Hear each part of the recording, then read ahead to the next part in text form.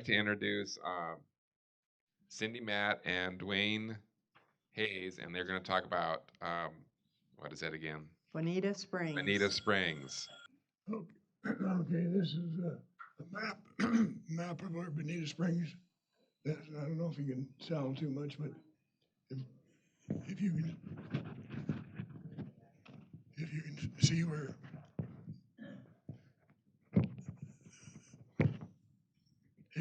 where Inning is it on there? Okay, yeah. Well, anyway, Meade County here is in the dark outlay there, and and Bonita Springs.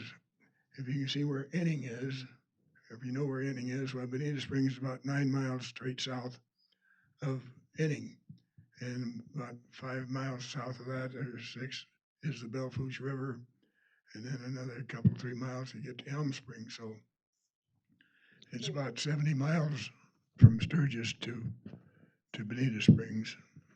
Do you see where Bonita Springs is at? Okay. Well, anyway, it's there. It was there anyway. It's still there, yeah. And this is a little booklet that we made up in 1988 when we had the 80th reunion. Bonita Springs actually was started in 1908, the first post office.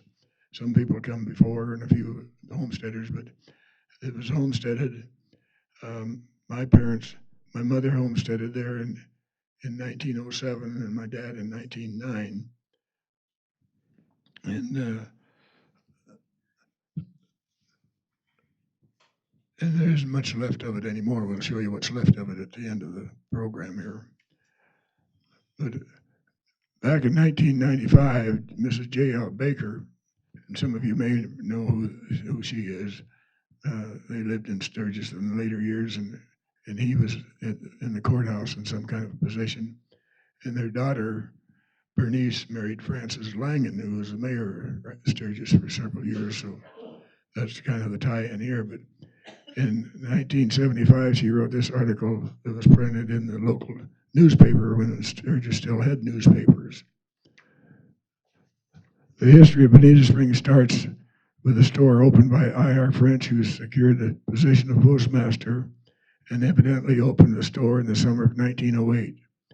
Reverend J.C. Baker, who was the dad of J.L., who was preaching at the Methodist churches in Artesian and Farwell, South Dakota, came to Wasta in the late summer of 1907, and meeting with William Huddleston, had him drive him out to the section of the country north of the Belle Fourche River and about 10 miles north of the older settlement of Elm Springs, in which Mr. Huddleston lived. And the Huddleston family moved into Sturgis, many of them, and Jerry Castile's mother was a Huddleston, so that's kind of a tie-in there.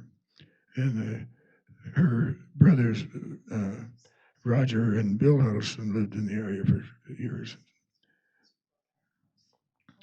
Liking the looks of the land, Reverend Baker returned to the Artesian and told several people there about this land and that it could be homesteaded.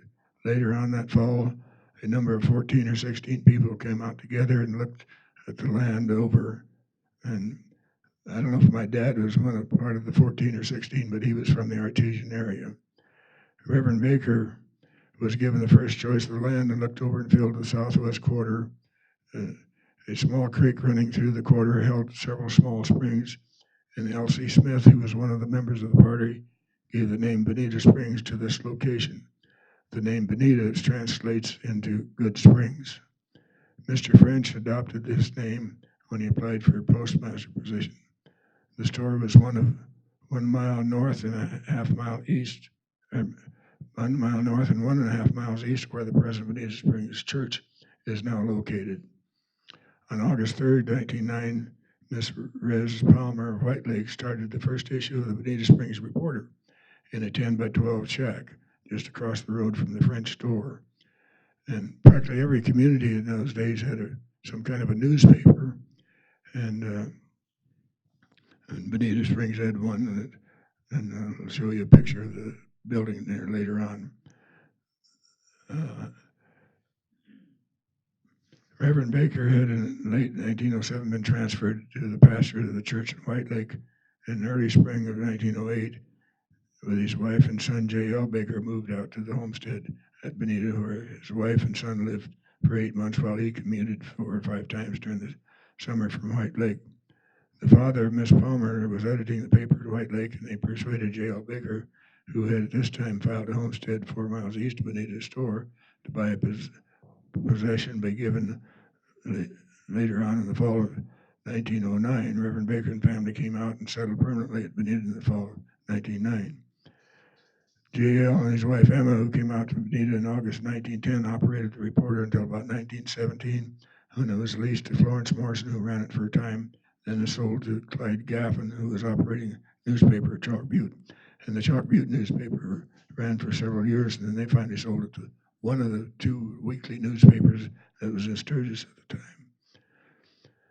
The first church services of Bonita were held at the home of Elmer Morrison. Reverend Baker had started to raise the money and get promises to help build a church when the bad drought of 1911, no rain and very little snow for this year. And in 1911, it was so dry. It tells about people planted gardens in the spring and planted potatoes.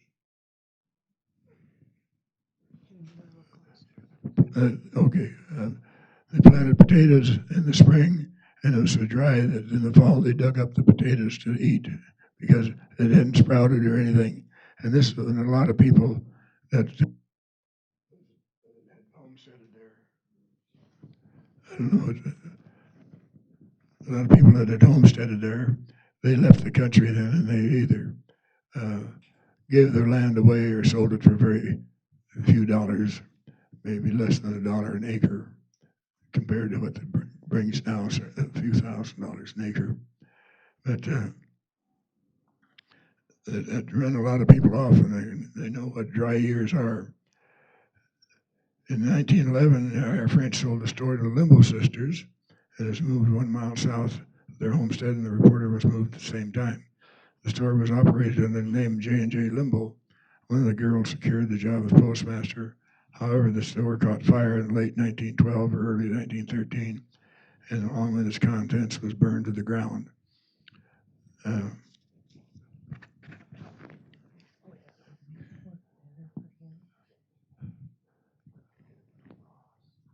Finding that the sisters did not wish to rebuild the store and continue business, the firm Arnie and Goodell, who operated a store in Awonka, contacted J.L. Baker to see if he would manage the store, and he consented, and so immediately purchased the old Wrightsonville store, which had been closed for some time. They moved it to the main Bonita Road, where now they moved the store where it was finally located, where the only thing remaining out there now is a church.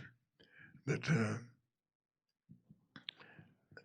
the Belfouche River didn't have a bridge at the time, and they had to cross it.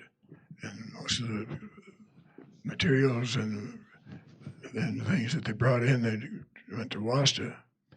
And my dad tells about he did get his wagon and his horses, team of horses, and they do some shopping in Wasta or whatever they had to do, and they'd go about 2/3 of the way, spend the night, drive on and with his team on into Wasta the second day, do what they had to do, and come back to the roadhouses, as they called them, and spend the second night there, and then on the third day he'd come home. So it was a 3-day trip, and they could only do this if they could ford the Belfouche River. And they finally they had a lot of people wanting to get a bridge across the river, and they got a group of people and had petitions signed by several hundred people and brought it to the Meade County Commissioners to get a bridge, and the commissioners just kind of ignored them. So on the way home, they decided they was going to run J.L. Baker on the county commission and see about getting a bridge. And he ran, there was already a Republican candidate and a Democrat candidate, and he ran as an independent, and only one item that he had. He ran on the bridge ticket, and he got elected. And finally, in 1925, they got the bridge built, and we have a picture of that later on. And he served on the county commission. Then he later, when they moved to Sturgis, as I mentioned before, he was in some office in Meade County. We had another person out there that come in, and C.E. Preston. Some of you may have heard of him, and he was in the county courthouse for several years. And his son, Bud Preston, lived in Hermosa, near Hermosa. And there's still some of his family living in that area. One was Dr. Preston that had started the clinic in Rapid City. But anyway, that's kind of how Boneita Springs got started. And about every 160 acres, there was a homestead. And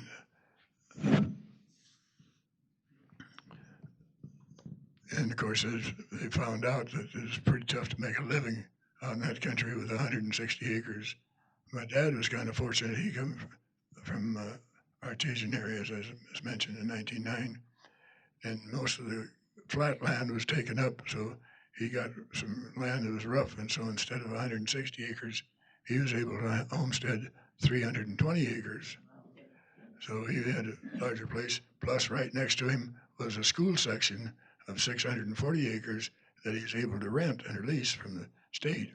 So he had one of the bigger places out there with the 320 acres plus 640 acres of grassland. And then my mother had 160 acres, but that was about 4 or 5 miles away, and they'd go up and farm that.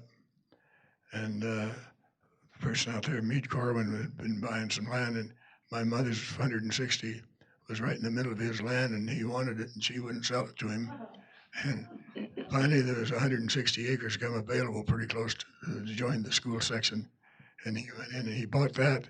And then he offered to trade that land for my mother's land. And of course, it'd be foolish not to because it was close and they could have more access to it. So, and my mother, she came with a group of people from Mitchell area. She was born in Mitchell, and her parents came from Norway back in the about 1870s or so, and she was born in 1885. My dad was born in 1875. I was born in 1930, so I'm still just a youngster, I guess. So anyway, a lot of things they had, they were all active. They would go to dances. They'd ride horseback to dances, and then they'd dance until daylight so they could ride their horses back. And sometimes it was 10 or 12 miles that they'd ride their horses. Then they formed a club that they called the ABC Club for the ladies. And in 1930, they had a terrible, tragic thing happen to them. In 1930, when the Wasta Bank went broke, they lost $2.19. In 1925, 29, they divided the aid with one being started the Hope Flat with different people. And in 1936, this group of ladies made a friendship quilt. And this is what is up here in front that we have. And my mother's name is on it. And the one with the little pin, red pin on it, that's my mother. And by 1940, most of those people had left the area, and by 1950, more had left the area. In fact, is about the only family that's still out there that was homestead in that area is the Matt family, which Cindy is married to Kenny Matt over here, and a couple of sisters here, and so they toughed it out and stayed with it. But everybody else left the country. My family owned the 160 that my mother had traded to Meade Corwin. Was my brother had got that from my mother, and then when he passed away, his son got it and lived in Rapid City, Bill Hayes. And just within the last year or so, he finally sold the last 160 acres. So we have no more ties out there, but I know the Matt family, still Kenny and Stanley is running the place. and, Kenny and Stanley is and Stanley, they're sons of Arnold Matt, who was he was a son of Joseph Matt, and we have some pictures here later on. So I'll try to kind of go through some of these pictures and maybe explain a little bit.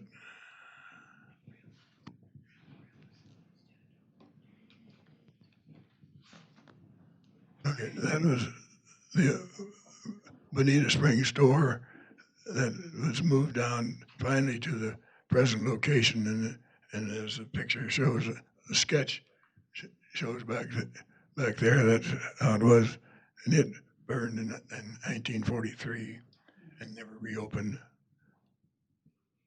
Do you want me to talk about that? Yeah. I kind of wrote that. I've always found it real interesting on the stores and the church and how it all come about. But in 1908, this was the first store owned by I.R. French. And then in 1911, it was sold to the Limbo sisters and moved to their homestead, which is east of the Bonita Springs Church, where the church is right now. And it burned down in 1912 or early 1913. And the third store was owned by Arnie and Goodall firm out of Awanka, and they asked J.L. Baker if he would run it, and he said yes, he would. So they went and bought a store which was at the Wrightsonville, and you could see that right above, up north of where the church and store is. And they moved that from Wrightsonville. Oh, I missed them. I'm sorry. So when the first church was owned by I.R. French, and it got sold to the Limbo sisters, and it got moved east of the church. And that church burned down in 12, or that store burned down in 12 or 13. And then the Wrightsonville store was bought and brought down to, and that's the next picture. Oh, that is the side of it right there. And then they added on to it, and that will be in the next picture here. And J.L. Baker ran that store, bought it like after 3 years after getting that store there. He actually bought it and ran it, and after 3 years. And then in 1921, the store was sold to Harvey Fitzgerald and later to his brother Chance. And the store then burned down in 1943 and was never rebuilt. And the post office, I.R. French was the first postmaster of that. And then it went to the Limbo sister. And then it went to J.L. Baker. Correct? That's right. Okay. And Baker sold it to Harvey Fitzgerald, and then Harvey Fitzgerald sold it to his brother Chance. And Chance Fitzgerald's daughter was Leona Snell. If you remember Sox Snell here in town, those were carried mail for years and years. His wife was the daughter of Chance Fitzgerald. And then Chance sold it to Glenn and Eula Ferguson, and they had it until about 43, and then they sold it to Earl Wanling, who was a son-in-law of the Postlethwaites that lives short from there. And he started a garage, and he'd bought some tools that he was kind of putting away, and he had it was a coal and wood stove, and he converted it to used oil. So it was kind of a cold morning in December, and he cranked that thing up and was going to really warm that place up fast, and he did, and it burned the store down. And plus 4 cars that was parked next to it. And some of those cars would be worth a lot of money today.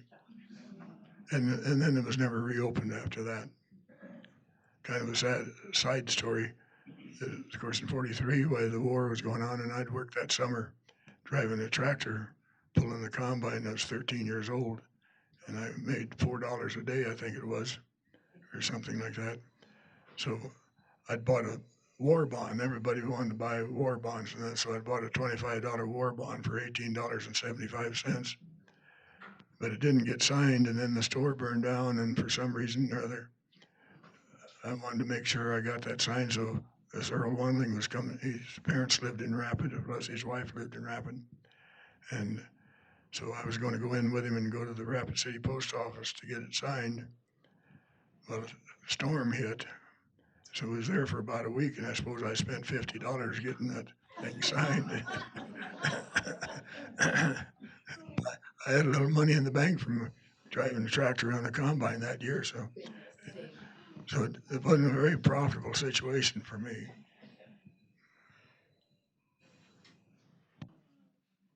That's one of the homesteads, and homestead shack, and you can see that they put some soil around it. Sometimes they actually made their homesteads out of soil and blocks. But I don't know of any caves or nothing in the area. Most of them had a wooden structure of sort. One guy had his structure that was pretty good, and then it burned down, and he kind of had a halfway dugout, I guess, or something he lived in. But most of them are wooden structures. They and they're bringing the lumber out of Wasta. They had to bring it by team and wagon, of course.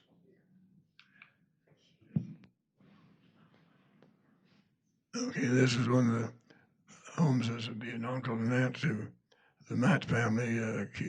Bernard and Keith lived at a place right down on the river, and they had an irrigation system so from the Belfoos River, so they could have at least pretty good gardens there. And then Kenny's parents and then Dixie's parents, they put an addition onto their house, and they built it on top of the hill. That's Joe and Selma Matt, and it'd be Cindy's. Yes, his mother and father-in-law. grandmother-in-law. Grandmother-in-law.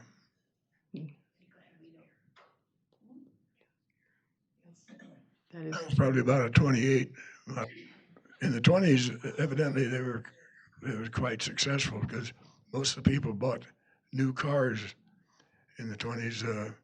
My parents had a Model T that they'd bought in the mid-20s, and then they bought a brand new 1929 DeSoto, and that was the last car my dad ever bought. But then the dirty 30s come along, and nobody could buy anything, and a lot of people left the area. The ones that didn't leave in 1911 after the drought, many of them left it on that quilt, for instance, left in the late 1930s. That's the old church. Okay, that was a group of parishioners in front of the old church that burned down in 1927, I think, was it? Okay, this is my mother's claim shack. And my mother, now she had it fixed up on the inside. You know, she really had it fixed up, but can you tell me what that barrel out there, can you tell me what that barrel is sitting on? A stone boat. Now, do you know what a stone boat is? Well, the boats travel on water, skim the water, well, this skim the rocks. And that's how they pull things around on a stone. They called them a stone boat. And that was a barrel of water that evidently somebody dug a well close by. And so she'd use that for scrubbing the floors and that. And most of them had cans, 5 and 10 gallon cans that they'd fill up with water for the drinking and cooking and that. But they used this for house cleaning or whatever. Some people had cisterns. That was real fancy. They'd have a cistern, and then they had a pump inside the house where they could pump water, and that was as close to running water that anybody ever had. We didn't have that. We had to carry water up a hill, and because our well was down in the creek bottom.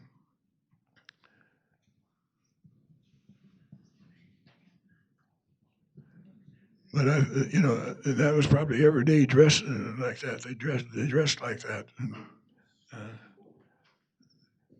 in fact, here's one of the stories. My mother in 1933, a couple of my cousins from Mitchell come out and spent the summer, and one of the guys was a real jokester, and we lived. You could see people coming about a quarter of a mile away, and my mother, it was a hot summer day, and she didn't have her stockings on, and of course you didn't dare not have your stockings on when company come. So she was trying to put on her stockings, and her nephew was kept hanging onto the toe, so she couldn't get her stockings on. And she got mad at him. You know, he finally let loose, so she got him on by the time the company got there. But she told him off, and no time short when the company left. You know, because it wasn't proper to be seen with strangers without stockings. At least they was wearing a little bit shorter dresses by that time. Okay, this is the shack I was talking about where the first reporter was in the newspaper. Pretty plush. The picture on the upper left was the old church that burned down, and then to the right, that's the church. That's the church now that's still out there. That's the only thing remaining there.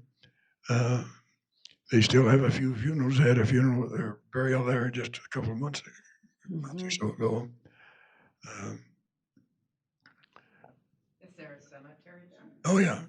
There's a cemetery. I don't know. There's at the time when I wrote this little pamphlet, I think there was about 25 people buried there. But since then, I suppose there's 30, 40 people buried there, and there's room for a lot more. I imagine most of the mats will probably be there. Yeah. That's an elk. That is an elk, and it showed up. This picture was taken in 2013 at the Atlas, after the Atlas, and it was lost and misplaced, and we've never seen an elk before this one. So that elk was on his way down. Before he left the church, he took out all 3 mailboxes. Yeah, we seen him for probably 4 or 5 days afterwards, and he finally ended up crossing the river and kept going. But the sign says Boneita Springs Cemetery on it there. Now there's a bigger sign now stating the wrought iron sign stating Boneita Springs Cemetery.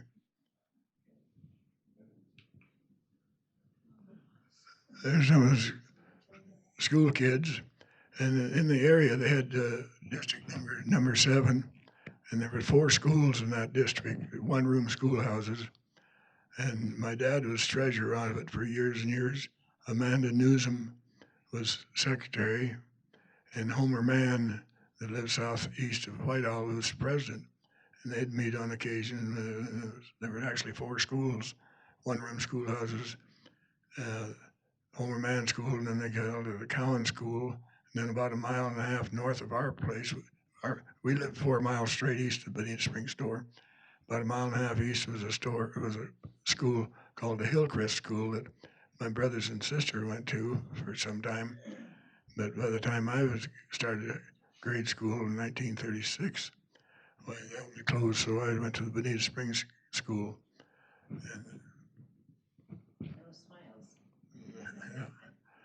Now of course, now they're all consolidated and then go to the Union Center, do they? Yeah, they all go to Union Center, but Elm Springs still has a school 10 miles south of, 12 miles south of Boneita Springs is Elm Springs, and then the other one is Union Center.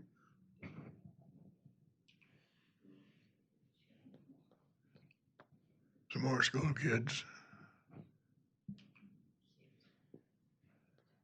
On this one here, instead of DeWayne, there on the back side there is Wayne Fields, Laura Topinka, Marion Matt, Carol Matt, Ruth, or Carol Boyston, sorry about that, yes, Carol Boyston, Ruthie Topinka, Dean Boyston, Cliff Matt, Dixie Matt. And Dixie's right here. This is Dixie. Then, now.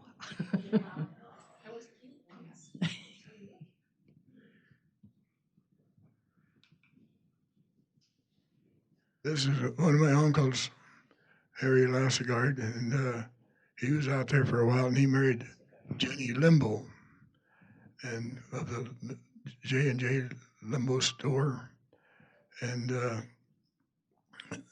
so then they moved back. He didn't stay out there very long, and they moved back to Mitchell, and then later moved to Eugene, Oregon.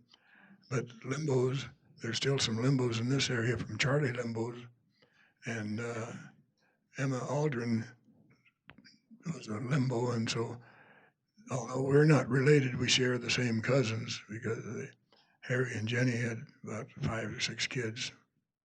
And this is Mel and Marushik. They lived about north of Bonita Springs store, 6, 7 miles, and in Melbourne become a medical doctor and practiced out of Bellefeuille for quite a while. And when we put this book together back in 1988, he didn't get his article in time to get published in the book. So, but he did write an article here that kind of explains pretty much how the homesteaders and why they homesteaded or they did. And so Cindy's going to read you all or part of it anyway. I'll read part of it because it's kind of long, but Mel is talking about his dad, and he says he found his claim with the help of the locator Bob Huddleston, who had lived on the river for a number of years and who welcomed the Hanyakers. On the highest point of his quarter, in defiance of wind and weather, he nailed together his rough board and tar paper shack, and when he had finished, he used his tar brush to paint up one rafter and down another. Frank Marusic, December 19, 1907. He was 23 years of age. His nearest family was more than 1,000 miles away. The shack, which I remember as home, still stands to memorize more eloquently than words can ever do the determination and efforts of Frank Marusic and others like him. A few more winter snows and Dakota winds will flatten it forever into the eternal prairie. But last summer, I salvaged the autographed rafter as tangible proof of my own connection to that faraway place and time and state of mind. Over the next 5 years, he fulfilled the homesteader's legal obligations on the claim, supplementing his zero income by mucking ore from the homestake during the winters, traveling the 70 miles from mine to claim by whatever mode available, but often by foot. Then, as proud owner of 160 acres of good land, he returned to the claim with his bride, Helen Morish of Kimball, South Dakota. Over the greater part of 2 lifetimes, they toiled and struggled and endured, each his and her own way, silently, determinedly, doggedly, and probably even without conscious realizing feelings as perhaps only the isolated prairie dweller can feel, the overwhelming loneliness of a human soul. There were joys and triumphs as well, Dakota mornings and sunsets, the awesome power of the summer storms, the strength of youth, social and spiritual interaction in the community, a healthy family, sometimes bountiful crops, growing herds, and expanding acreage. But as years flashed by, the inevitable,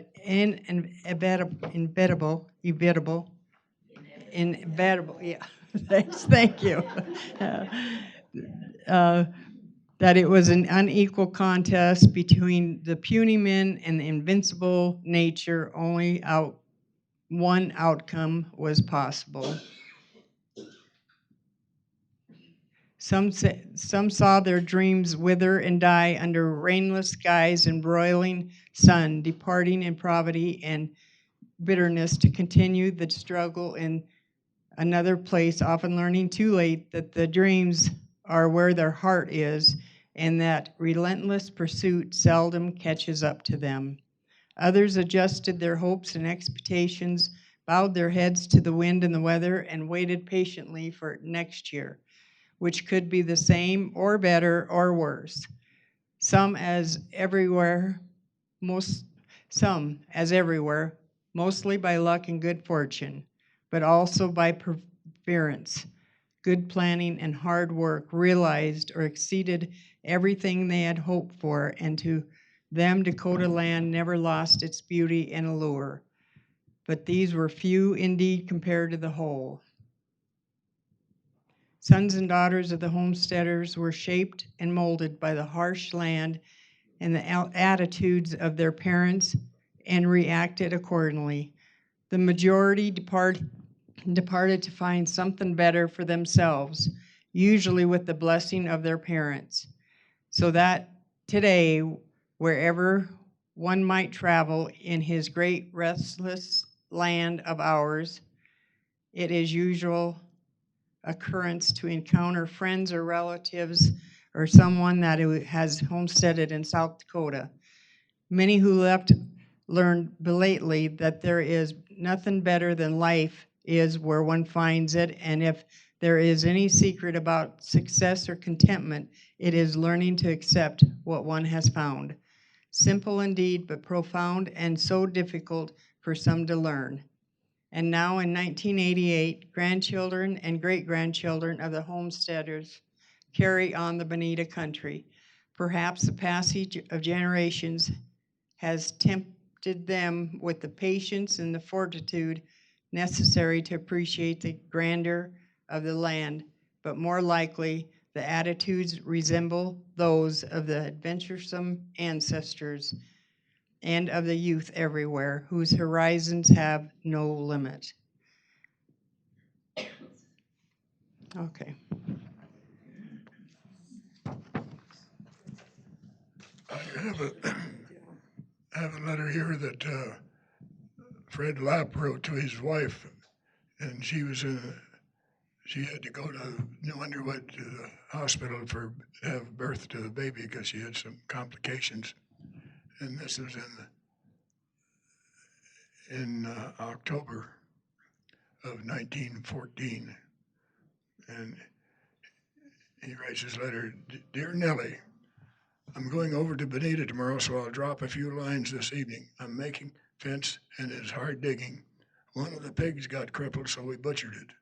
I made 1 gallon of sausage and took all the bones out of the meat and made 1 8-gallon of head cheese. Got 4 gallons of meat down in brine. That black sow that I sold to Ellsworth weighed 256 pounds.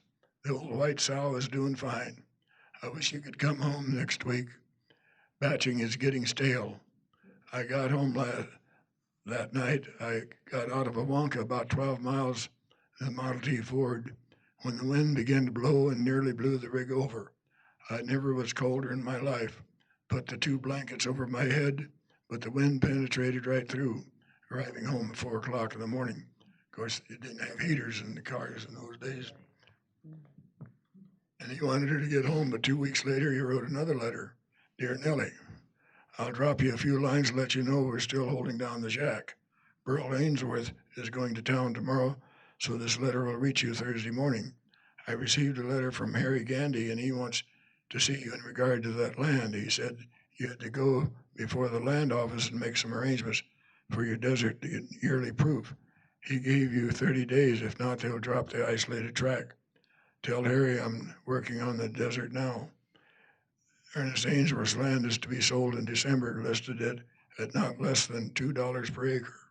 Love to you, baby, and your Fred. Bye-bye. That's the way of communicating. And, of course, telephones were not in existence, although sometime in the 20s or early 30s, if you lived along the highway, they did have telephones and the old crank type that on the wall, but if you lived very far away from there, you didn't have telephones.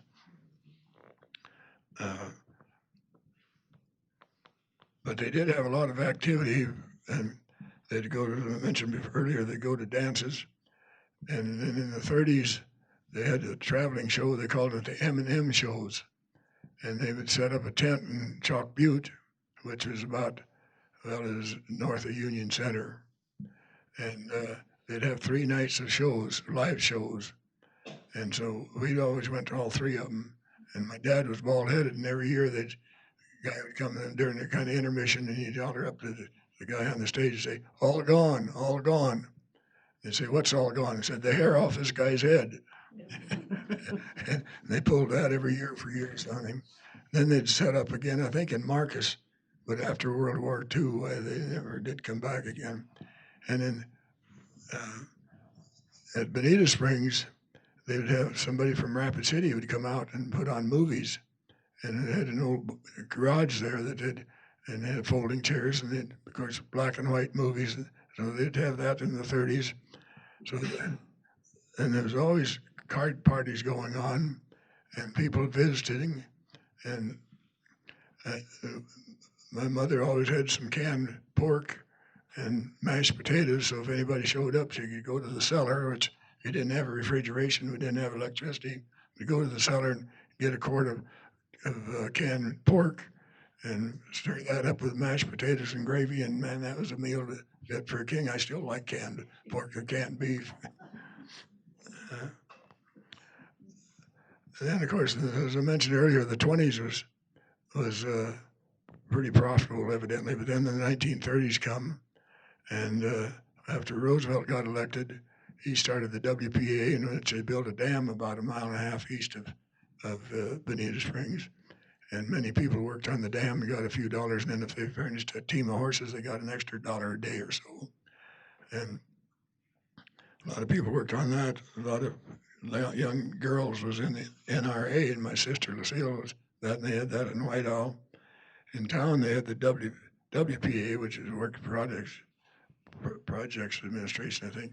And I think the auditorium was on here in Main Street. I think was built by the WPA, and then they had this CCCs for young men, and they did a lot of work in the hills and building roads and dams and so on and so forth, and parks. So, and as I say, there was a lot of activity going on. There was a lot of dances going on, even in the 30s after people got cars. Elm Springs had a dance, Union Center had a dance, Inning had a dance hall, Plainview had a dance hall, and so every Saturday night there was a dance within 10 or 15 miles. And if my parents didn't go, my brother and sisters would, and I'd tag along with them if I could. And one of the biggest entertainment of those, in particularly Elm Springs and Union Center, was about 11 o'clock. They'd have supper break, and then usually they'd try to get started to the dance after supper, after about a half hour. But a lot of time the fights would break out among the people, and they never get back to after they just close up. And in Elm Springs, why they had 2 families down there, the Fenners and the Fishers. And those young men, they were pretty good fighters. And if somebody come in from out of town, why the Fenners and the Fishers would get together and they'd fight whoever come with this from the Underwood or Wasser or whatever. And if nobody else showed up, they'd fight among themselves. And I know one of them would always bring a clean shirt with him because he knew it was going to be bloody by the time before he got home, you know. And in Union Center, the Guy Simonses there, and the Strongs and the Wilcoxes and some of those, they'd always get into some fights. So that was pretty good entertainment for us young guys, you know, to go out there and watch those fights. But we did have some tragedies also, just north of Bonita Springs. Meade Corwin had a little place there, and his wife and 2 kids. And in 1933, that caught fire, and his wife and one son was burned up in the fire. And so his 3-year-old son went back east around Artesian and lived with his grandparents for quite a while. And then he come out about in 4th or 5th grade and went on to school. And So then when Meade remarried and they had another child, and then they moved to Rapid City, and he said, I'm not going to have a wood house. He either bought or built a brick house in Rapid City. And when the flood of 73 come through, it washed out his brick house, and he lost a wife and a daughter and a mother-in-law in that fire. So that he had quite a tragedy, and he wound up, he had a Lincoln with an Airstream trailer, and he was traveling around Boneita someplace, and that gassed him somehow or another, and he had a wreck and got killed in the car wreck. But his son that survived, we always called him Buddy in school, but his name is Bert, and he wound up being an optometrist in Rapid City, Bert Corwin, and he still owns a lot of land out in that area. And he's about my age or a little older, so he's 93, 94 years old.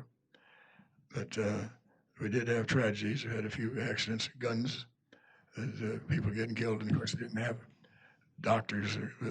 Wasta had a doctor, and New Underwood had a doctor, and of course, Sturgis. But you didn't have any ambulance service. You didn't have any fire departments. If something started on fire, you just watched it burn. There wasn't hardly any way you could ever put it out. Hopefully not to spread it.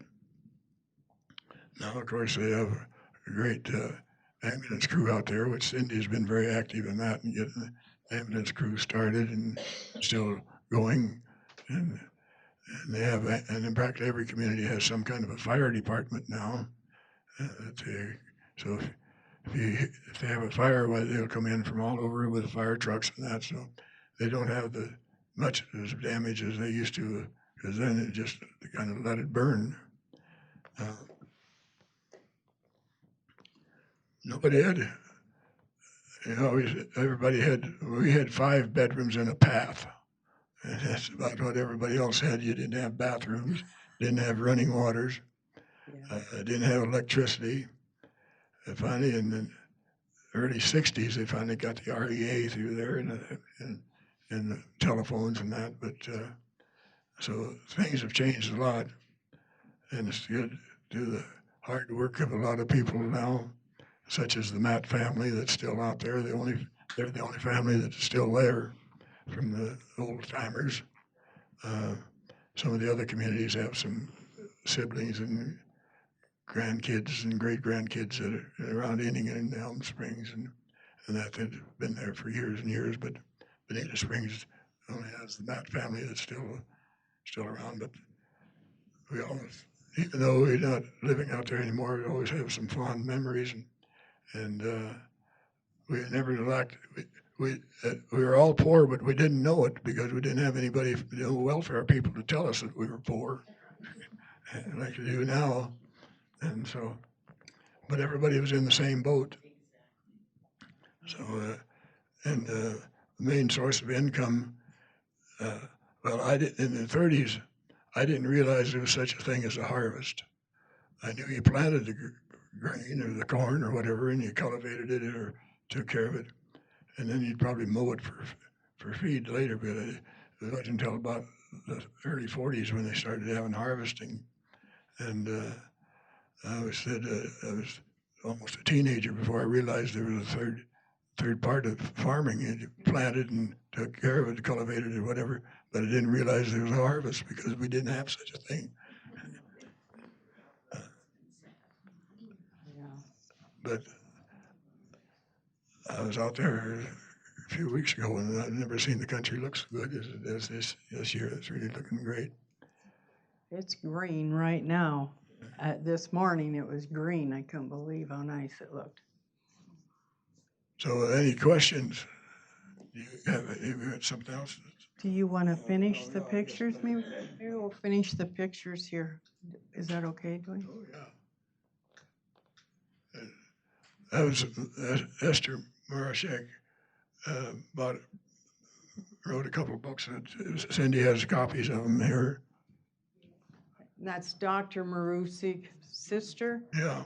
Is the one that wrote the 2 books. This was the Huddleston Bridge, they called it. That's in the process of being built. That was finally Boneita Springs when it burned down. And on this side, they had a creamery there, And that was our main source of income, was selling eggs and cream. That was about the only income you had. You didn't have grain to sell. That's one of the farms out there that Kenny Matt is not. My grandchildren's great-great-grandparents homesteaded real close, and Arnold actually bought some ground from Ole, and we live on it. And only Ben Olson here in town, he was Ole's son, and one of Ben and Dorothy Olson's daughters is married to Jerry Lolly, who's a service. Harriet? Yeah. They call her Granny. Is it Harriet? Is that her name? Okay. Oh, that's the inside of the church now. It's kind of in disrepair, but that's the basement there, and that we used to have a lot of reunions down every year. The first Sunday in August, we'd have a reunion for years up until about 4 or 5 years ago. There's some of the people that was there. The lady in Walker is my sister, Lucille. She lacked a month of being 99 years old, and she passed away here a few years ago. Lucille Bennett. Some more of a reunion. Who's that good-looking guy on the right?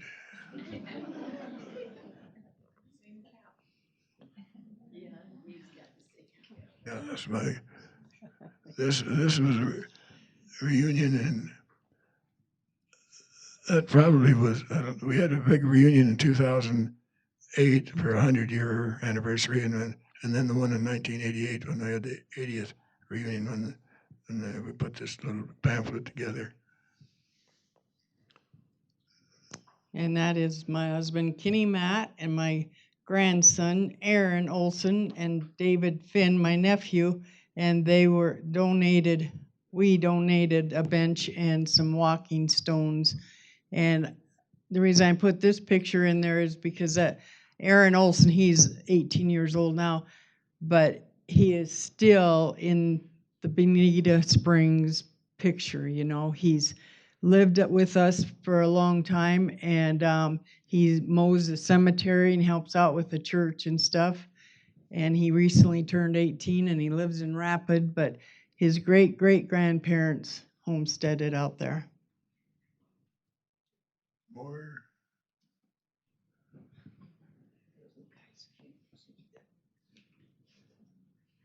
These were some of the ones that attended the Boneita School at one of the reunions.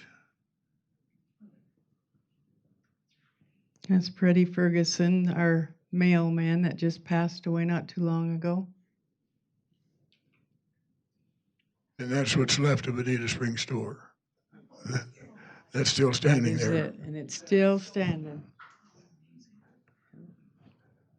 There's probably a good thing some collector hasn't found that, or they probably haven't stole it by now, but that's the end of the slides. Any questions? I would like to say something. If it wasn't for this guy here keeping the Boneita Springs area alive with his books and every year coming out and talking about his stories and he's kept it alive all this time. And Mel Marusi and his wife was another one that would come out and hang curtains in our church and things like that. But this guy, I'm very grateful for. Thank you. Well, thank you, and you guys are keeping things going and keeping it alive. Well, we only have maybe 4 or 5 more entries to put in there. That's about the only families left out there now. So it's going to be a lot less work than yours. I might want to put this little booklet together.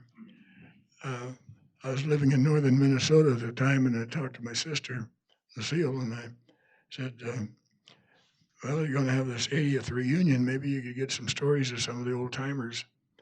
And my firm we just got a new copy machine that was what we thought at the time was the state of the art. And I said, send that up and have your daughters, it's Mildred back there, read it. And Eileen Asham, another daughter, they typed up the stories. And I said, I'll just go in on a weekend and I'll run off about 20 copies for handout. Well, after about 100 copies, 100 pages, my machine got hot and was turned off, and it wasn't near as good a copying machine as I thought it was. So I had doing business with a publishing company in Hibbing, Minnesota. So I asked him, I said, what would it cost to put a little booklet together? And there's probably about 50 or 60 families in here that had written. He said, well, we'd probably do it for about $1,000. And so I got in touch with her mother-in-law, Elsie Matt, and my sister, Lucille Bennett, and said, well, for $1,000, I can have some copies made up, and if we can sell those for $5 a piece and sell 200 of them, that'll pay for it. Do you think we should go? And they said, well, just as well. So I said, run them. So we run about 300 copies and sold the 200 just boom like that. So we paid the $1,000, and Elsie took 50 of them, and I think that's what they put a new wrought iron sign up the Bonita Springs Cemetery, and part of it didn't pay for all of it, but it paid for part of that. And I kept a few, and I've been giving them out, and finally I didn't think I could find any more, and Cindy said she couldn't find hers anymore, but I dug around and I found 2 more. So she has 1 copy and I have a copy. And but we got stories in here that old timers wrote about their families, and as I say, there's probably 40 or 50 different families that had written either a little bit or a lot. And so there's a few little minor errors in them, but I guess I want to admit to them if you think they're an error, well, that's fine too, you know, but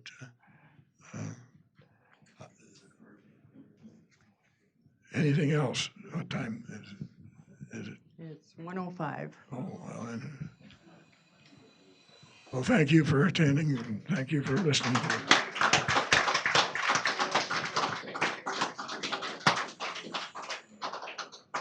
I want to give you that mic. We'd like to just like to give them a little gift of appreciation from the Arts Council and the History at High Noon Committee. And we do appreciate your participation, and we couldn't do this without people stepping up and Thank you very helping much. us. So, and I think the only thing is there is a book back there. I learned we love to do family histories, and Cindy had a book brought to my house, and I looked through it, and I sent her a text, and I says, I hope you're not wanting to talk about all of these. There is rich family history out there. Really is. I mean, there's families out there that we could probably do seasons of History at High Noon on just the families that are out there. It's What we did was we got a big old map like this one here, and then we started putting down who lived in what place. And so that's what that big binder is back there, is who was, and it needs updated. yeah, but it's and there's stories in there. Some of them just have pictures. Some of them I think just has the name of the family. There isn't anything there, but it's, boy, if somebody wants to step up and I guess do it. But I was impressed with such a small community having such rich family histories. So that book right there, I can understand why why it's precious. Yes. Yeah. Very precious.